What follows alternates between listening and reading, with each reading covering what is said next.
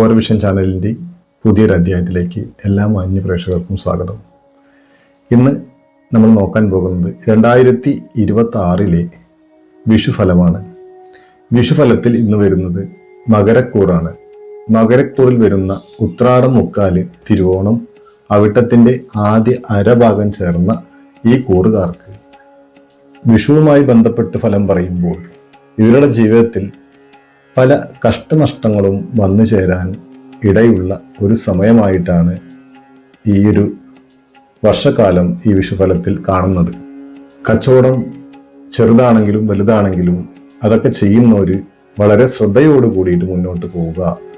അനാവശ്യമായ നഷ്ടങ്ങൾ വരാൻ സാധ്യത കൂടുതലാണ്. നമ്മൾ ലാഭത്തിന് വേണ്ടി കച്ചവടം ചെയ്യുമ്പോൾ അത് നഷ്ടത്തിൽ കലാശിക്കുന്ന ഒരു അവസ്ഥ വന്നു ചേരാൻ ഇടവരും.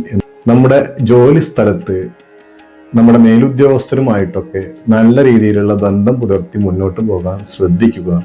വിദ്യാർത്ഥികളായാൽ പോലും പഠനത്തിൽ താല്പര്യമില്ലായ്ക വരിക, പഠിച്ചത് ഓർമ്മയിൽ നിൽക്കാതെ വരിക, എല്ലാം ഒരു മന്ദഗതിയിലാവുക, ഇങ്ങനെയുള്ള ഒരവസ്ഥ ഈ ഒരു കാലഘട്ടത്തിൽ നിങ്ങൾക്ക് അനുഭവത്തിൽ വരാൻ സാധ്യതയുണ്ട്. ഉള്ള സംരംഭങ്ങൾ, പുതിയ ജോലി, ഇതൊക്കെ കയ്യിൽ എത്താൻ സാധ്യതയുള്ള ഒരു സമയമാണ്. എങ്കിൽ പോലും നിങ്ങൾ ഓരോ സ്റ്റെപ്പ് മുന്നോട്ട് പോകുമ്പോഴും വളരെ ശ്രദ്ധയോടെ കരുതലോട് കൂടിയിട്ട് മുന്നോട്ട് പോവുക. നിങ്ങളുടെ ജീവിതത്തിൽ അപ്രതീക്ഷിതമായ നഷ്ടങ്ങൾ വരാനും കുടുംബ ബന്ധങ്ങൾ തകരാനും ഇടവരും എന്നുള്ളതാണ്. മറ്റൊരാളുമായി സംസാരിക്കുമ്പോൾ അല്ലെങ്കിൽ നമ്മൾ കമ്മ്യൂണിക്കേഷൻ ചെയ്യുമ്പോഴൊക്കെ വളരെ ശ്രദ്ധയോട് കൂടിയിട്ട് മുന്നോട്ട് പോകേണ്ടതാണ്. ഇല്ലെങ്കിൽ അഭിപ്രായ വ്യത്യാസങ്ങൾ ഉണ്ടായി കലഹമുണ്ടാവാനൊക്കെ സാധ്യതയുള്ള ഒരു സമയമാണ് ഈ മകരക്കൂറിൽ വരുന്ന നക്ഷത്രക്കാർക്ക് അനുഭവത്തിൽ വരാൻ സാധ്യതയുള്ളത്.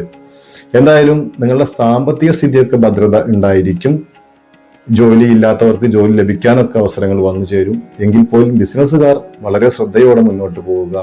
വിവാഹ പ്രായം എത്തി നിൽക്കുന്നതും വിവാഹത്തിന് തയ്യാറെടുത്ത് നിൽക്കുന്നതുമായ ആൾക്കാർ കൂടിയിട്ട് മാത്രം മുന്നോട്ട് പോവുക. ഇല്ലെങ്കിൽ ഇതെല്ലാം ഒരു ബുദ്ധിമുട്ടായിട്ട് വരും. ജീവിതത്തിൽ പല വഴികളിലൂടെയും തടസ്സങ്ങൾ വരാൻ സാധ്യതയുണ്ട്. നമ്മുടെ നാനാവഴികളിലും ഒരു തടസ്സം ആദ്യം നമുക്ക് അനുഭവത്തിൽ വരും. പിന്നീട് അത് മാറി സുഖാനുഭവങ്ങളൊക്കെ വരാൻ സാധ്യതയുണ്ട്.